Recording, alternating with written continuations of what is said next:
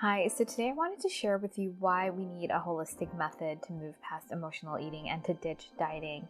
So if you're new here, welcome. My name is Michelle. I'm a certified holistic nutritionist and emotional eating expert. And today I wanted to share with you why a holistic method is needed to move past your emotional eating or to ditch dieting. And, this is what I kind of found as I was moving through my own emotional eating journey. I tried all the diets, I exercised, I tried every single diet, and I tried and failed and failed, and then I tried again, and I kept doing what I thought conventionally I needed to do. I even went to conventional therapy, and nothing seemed to work to help me move past my emotional eating. And so as I was going through this journey and really trying for many, many years to control my hunger, to control my body, to do all the things that I was told I should do, I hit a rock bottom. I hit several rock bottoms, but the kind of final one, I realized I needed a different way. I couldn't continue living the way I was living, feeling so mentally, in so much mental pain and physically just restricting myself. And so I decided in that moment I needed to find a better way. I needed to get to the bottom of all of this. And so as I started trying to figure out this new way, I started putting all the pieces together, and there was a lot of trial and error, but I started putting the pieces together. And as I did, this sort of methodology, as I look back, started to form, which is really holistic. And it's what I guide my clients through.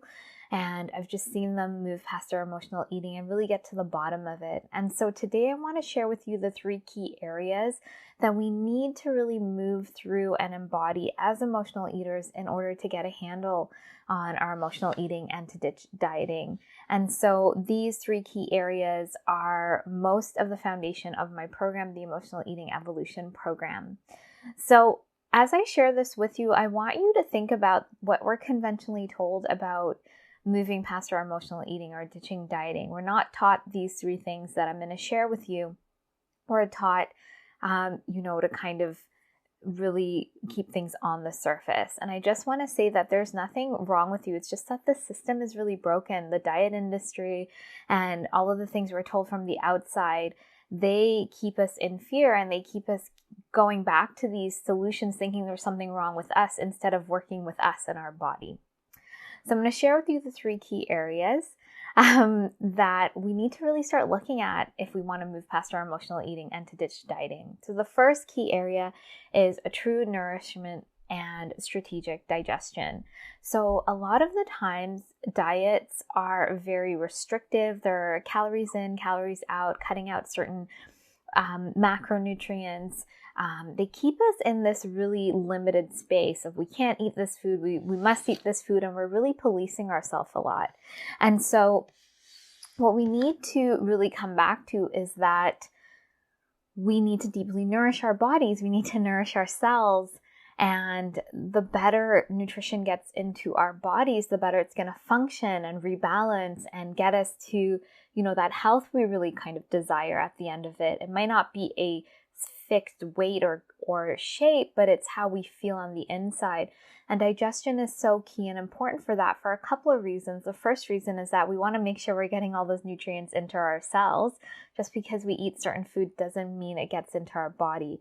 And secondly, if we have great digestion, that means we're going to have better moods because our gut is so tied to our brain. And if our digestion is off, our moods are going to be off. And as emotional eaters, we're going to keep going back to the food. And so digestion is just so key and important. Really make sure we're getting those nutrients into the body, like I said before. The second key area that's needed is body acceptance. So as chronic dieters or emotional eaters, we tend to feel like if we reach a certain body shape or size, or we can control our hunger, then we're going to be acceptable, we're going to be okay. But body acceptance is coming back to your body, coming back to the rhythms of your body, the energy of your body, and also coming back to looking at the utility of your body. The function of your body, and really looking at what your body does for you rather than what it looks like. Diets sell us we need to lose 10 pounds and then we'll be happy.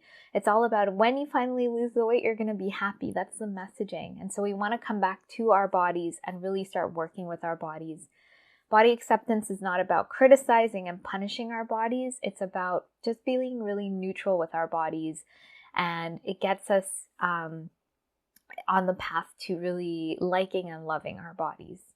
The third key area that's important for emotional eaters and chronic dieters is emotional wellness. So if you're an emotional eater, you're an emotional eater because you use food to cope with your emotions.